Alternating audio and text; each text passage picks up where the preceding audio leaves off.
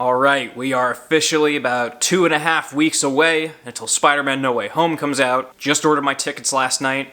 If you're a Marvel fan and a Spider-Man fan, then you know how much of a bitch that was. So today I'm going to share with you some of my predictions for Spider-Man No Way Home, but this is not going to be your standard run-of-the-mill predictions video. I thought instead, let's have a bit of fun with it and make a game out of it. So I filled a bingo sheet with a bunch of predictions for Spider-Man No Way Home. So seeing as there's a ton of potential for No Way Home, all these crazy things can happen, I thought this would be the perfect kind of prediction video to do for No Way Home. Just fill a bingo sheet with tons of predictions. Some are expected, some are sort of out there. Feel free to play along as well. You can get your own bingo sheet, you can use some of my predictions that we'll be talking about here, or you can come up with some of your own. So in this video I'll be discussing 24 predictions for Spider-Man No Way Home. Leave a free space in the middle, unless you're feeling daring, in which case throw a 25th one in there. So number 1 on this bingo sheet, the first square, Tobey and Andrew come in before Act 3. I know in my reaction video to the trailer, my brother and I sort of agreed upon the fact that Tobey and Andrew would not come in until the final battle. That's what the trailer made it seem like. But bear with me for a second. Think back to Endgame's trailers. Remember how vague those trailers were? How they were a bit misleading? I feel like that's exactly what could be going on here, and I've thought about it.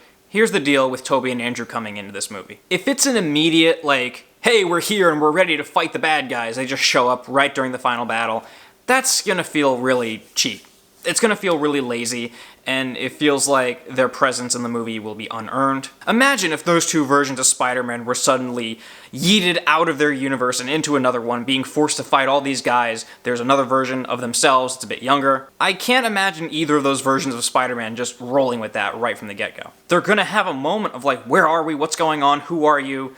What is happening? So I feel like for that reason, they kind of have to come in a little earlier, and I'm saying they come in before Act 3. This does not mean they come in like at the beginning. They could come in like towards the end of Act 2. I just feel like they're gonna come in before that final battle, so we can get some time with them. There'll be time for the 3 Spider-Men to sort of bond before the big final battle, because there need to be human moments between these 3 guys. This is Peter Parker we're talking about after all, and these 3 versions of Peter Parker are each complex in their own way. I feel like it would be an absolute disservice to have the 2 former Spider-Men come in just to fight at the end. Some people will be satisfied by their mere presence. I feel like it would be a bit disrespectful to the actors involved, to the original creators, to just have them come in and fight. So that's the first prediction. Alright, next up is Dylan Baker is the Lizard. I think it's pretty safe to assume that Rhys Ifan's version of the Lizard is the one we see in the trailer. I mean, it looks just like him, and it makes sense to pull a villain from each Spider-Man movie, and the Lizard was the main villain of Amazing Spider-Man 1. But who knows? Towards the end of this movie, there can be a big Endgame-style army that shows up just full of Spider-Man villains. They can pull ones from the comics, other ones from the movies, and who knows, Dylan Baker's Kurt Connors could show up as the Lizard. The probability on this one is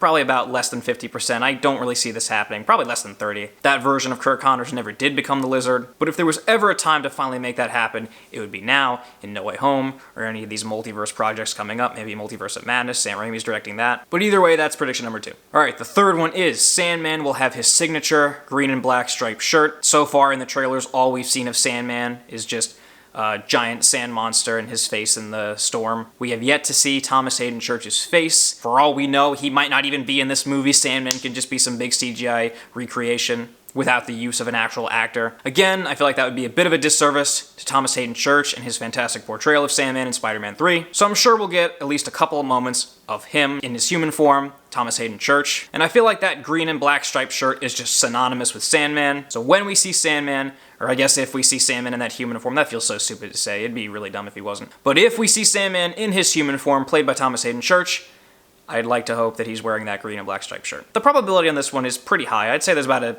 70-80% chance that we'll see this shirt on Sandman when he's in his human form. Alright, number 4 is Tobey Maguire's Peter Parker will say, with great power comes great responsibility. That one's pretty self-explanatory, and I feel like that is a very high probability. This iconic phrase has yet to be said in the Tom Holland version of Spider-Man. He sort of hinted at it in Civil War, sort of like Andrew Garfield sort of hinted at it in Amazing Spider-Man 1. But I feel like we will hear verbatim the words, with great power comes great responsibility, in No Way Home, and I feel like Tobey Maguire's Peter Parker will be the one to say it. Number 5 is Uncle Ben. Whether he's referenced or whether we actually see him, I feel like Uncle Ben will finally be addressed in this movie. I have an entire video on a theory I have that Tobey Maguire will be playing Uncle Ben. Like in the main MCU timeline, Uncle Ben is Tobey Maguire. But whether or not that theory comes to be, I feel like Uncle Ben will finally be referenced in No Way Home, or maybe we'll see him if my theory is true. And even if my theory is not true, he could still be played by some different actor. This is also one that I feel like the probability is pretty high. Maybe not as high as the Great Power line, but yeah, it's probably gonna happen. And if it doesn't, then that will be a huge waste of potential in my opinion. Sixth prediction is Daredevil. I feel like this one was basically confirmed by a certain leak that I won't get into, but who knows, maybe it could have been fake. As long as we see Matt Murdock in this movie at some point. He doesn't actually have to be in his Daredevil suit. I feel like that's not necessary either. It wouldn't make sense in the final battle with all these things going on if just Matt Murdock shows up in his Daredevil suit like, I'm here too. It's just not necessary. I think it'd be perfect if just Matt Murdock shows up during those interrogation scenes in the trailer, and he's just Peter Parker's lawyer. Very high probability here, maybe even confirmed. But even if it wasn't, I feel like there's plenty of evidence to support that this could happen. And God, I really hope it happens because I just love Charlie Cox as Matt Murdock. I've been rewatching Daredevil recently, and it's probably the most underrated show on Netflix. Definitely one of the greatest, if not the greatest comic book show of all time. So the fact that even that could be represented in No Way Home makes No Way Home, in my humble opinion, the most ambitious crossover event in history. Sorry, Infinity War, your time is up. Number 7 is Mysterio is in this movie, not counting archival footage. I'm sure they'll show the footage from the end of Far From Home where he outs Peter Parker as Spider-Man, but that doesn't count. I can only check this one off on the bingo sheet if Mysterio is actually in this movie, not a flashback, not archival footage, like he's just there. Whether he's played by Jake Gyllenhaal, or, you know, Bruce Campbell, because that was what was supposed to happen in Spider-Man 4. If Mysterio is alive and present in this movie, then that counts. This one's less probable. I feel like with all the villains set to appear in this movie, you don't need to bring back Mysterio or introduce a new version of Mysterio. But I was in the camp of people who believed that Mysterio did not die at the end of Far From Home, that he faked it. So who knows, with all the shit that went down after Peter Parker's identity was revealed, he could have a scene where he just comes out of the shadows clapping like, look at all I've caused. But I wouldn't hold my breath that this is gonna happen. Number 8 is Rhino. This is yet another goon villain who showed up in one of the former Spider-Man movies. I think Paul Giamatti himself said that he wasn't in this movie, but who knows? Even Andrew Garfield said he wasn't in this movie, and come on now. The theory that I said before about all these villains coming through at the end of the movie to have some sort of army to fight, Rhino could very well be a part of that. Our number 9 is Tom Hardy's Venom is in this movie. You all saw the end credits scene of Let There Be Carnage. We all know that Tom Hardy's Eddie Brock and Venom are coming into this sooner or later. I'm almost positive they'll interact with Tom Holland's Peter Parker, whether it's in No Way Home, or in Venom 3, or another Spider-Man movie. I feel like Tom Hardy's Venom will have a cameo in No Way Home to set him up for Venom 3 or another movie. Best case scenario, he's the 6th villain, like I said in my Trailer 2 prediction video. So yeah, this one's pretty probable, but I'm genuinely not expecting Venom to have too big of a role in this. Alright, number 10 is Topher Grace's Venom is in this. This one's less probable, plus people didn't really like Topher Grace's Venom when Spider-Man 3 came out. I feel like reception now is a bit warmer. And while I don't think this will happen in No Way Home, I do feel like if Venom 3 is a multiverse movie like we said, Topher Grace will just show up in that. Him and Tom Hardy's Venom will square off. And he was a pretty big villain in Spider-Man 3, so I would not be surprised if potentially, whether it's in No Way Home or something else, Topher Grace's Venom returns. Number 11 is Hobgoblin. This one's a bit of a humorous callback to my reaction to the first trailer, in which my brother was pretty insistent that they were teasing Hobgoblin. Oh, okay. Hobgoblin? Hobgoblin. You think that's Hobgoblin? You're very insistent on Hobgoblin there. But who knows, maybe an alternate version of Ned will come at the end and he'll be the Hobgoblin. Either way, I feel like that has a lot of potential, whether it's an episode of What If, or whether it's in No Way Home or Multiverse of Madness. And Hobgoblin's a pretty popular Spider-Man villain that hasn't been in a movie yet. So who knows, maybe now's the time. Number 12 is there'll be an homage to the train scene in Spider-Man 2 in No Way Home. It already looks like there'll be a scene where a train is going through the Grand Canyon or whatever that place is. But I'll officially check this on the bingo sheet if there is a scene of Tom Holland's Peter Parker, or maybe even Tobey Maguire's, where he is holding that train back with all his might, or Doc Ock is there on the train and it's just a recreation of the fight scene. I don't feel like that's necessary. I feel like a simple callback will be fine, if anything. But seeing as there is a train going through the desert in the trailer, it only seems right that I include this on the bingo sheet. Alright, number 13. Kirsten Dunst's Mary Jane is in No Way Home. Seeing as this character was integral to Tobey Maguire's Peter Parker, I wouldn't be surprised if she shows up in, whether it's a cameo, whether she's just along for the ride. I feel like if Tom Holland's Peter Parker is going to have an MJ, then it wouldn't be too outlandish to see Tobey Maguire's Peter Parker's MJ show up in this as well. So I'll say this one's pretty probable. Alright, number 14 is Tobey's Peter Parker dies. I feel like there will be some sort of death scene in No Way Home. John Watts did describe it as Spider-Man Endgame after all, and if this is the Endgame, then it only makes sense to have someone die. This way this will resonate with Peter Parker going forward. And if I had to place my bet for what the big death scene at the end of this movie could be, I would say it's Tobey's Peter Parker. He's the older Spider-Man, he's the veteran Spider-Man, and if they get some time together, I'm sure Tom Holland's Peter Parker will really look up to Tobey's Peter Parker, and seeing him die would be absolutely tragic. I'm not saying I want this to happen. I'm saying it would be impactful if it did. The probability on this is about, I'm kind of split on this one. Because yeah, he could die at the end of this movie. Having a tragic death scene in this epic movie would make sense. But also, Multiverse of Madness is coming out 5 months after No Way Home. It is another multiverse movie, and Sam Raimi's directing it. So I feel like if Tobey's Peter Parker makes it out of this, he'll be in Multiverse of Madness. But I don't know if Tobey is interested in doing more of these movies. I think this one comeback was probably all he wanted. I could be wrong. But either way, I'm including this on the bingo sheet. Man, that's gonna wreck me if that happens. Number 15, any of the meme lines. We're talking pizza time. We're talking rent. We're talking, I'm something of a scientist myself. I could go on and on and on. If at least one of these meme lines is dropped in No Way Home, you can check this off on your bingo sheet. I feel like this one's pretty probable. You know how Marvel it is. Number 16 is Emma Stone's Gwen. Way back when I did my first prediction video for No Way Home, when I didn't even know what the title was, I predicted that they might bring Gwen into this movie, an alternate version of Gwen, maybe Spider-Gwen. And I don't know, I feel like that's a whole nother storyline as it is, that they could save for another movie.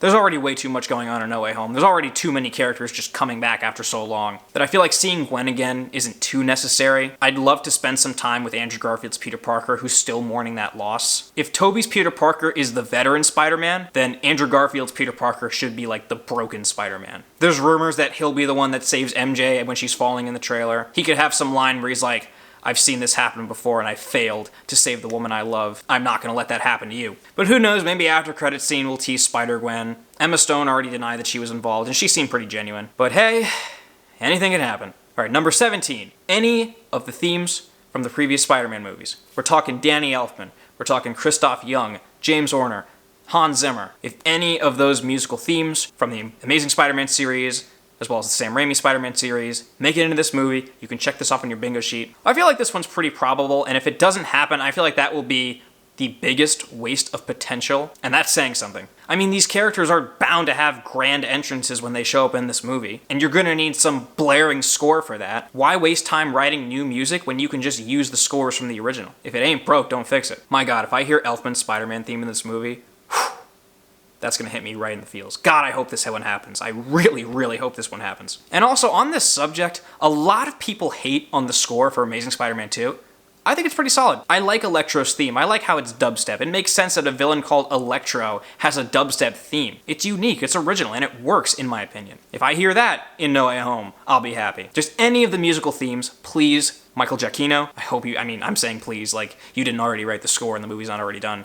But God, I hope you used some of the original scores. Alright, number 18 is any of the former Aunt Mays, i.e. Rosemary Harris and Sally Field. Like I said with the Gwen thing, there's just already enough characters in this movie that I feel like throwing in the Aunt Mays would be a bit much, unless it's a short cameo. Going back to Tobey's Peter Parker dying, I think it'd be really impactful if they did some funeral scene like they did with Tony Stark in Endgame, and it just pans through all the people, and the very last person you see is an elderly Aunt May, played by Rosemary Harris. But Rosemary Harris is in her 90s. I doubt she's going to be in this movie, although it would be really emotional to see her again. She was a great Aunt May, maybe the best Aunt May. But I feel like because Tobey's Peter Parker will be the veteran Spider-Man, assuming he's aged up a bit and they don't pull him from like right after Spider-Man 3, that version of Aunt May very well be dead. At least that would add to Tobey's Peter Parker's character development. But if just one of the former Aunt Mays show up, you can check this off on your bingo sheet. Our number 19 is the multiverse won't be fully closed by the end of No Way Home, meaning that Doctor Strange and the Multiverse of Madness is basically No Way Home Part 2.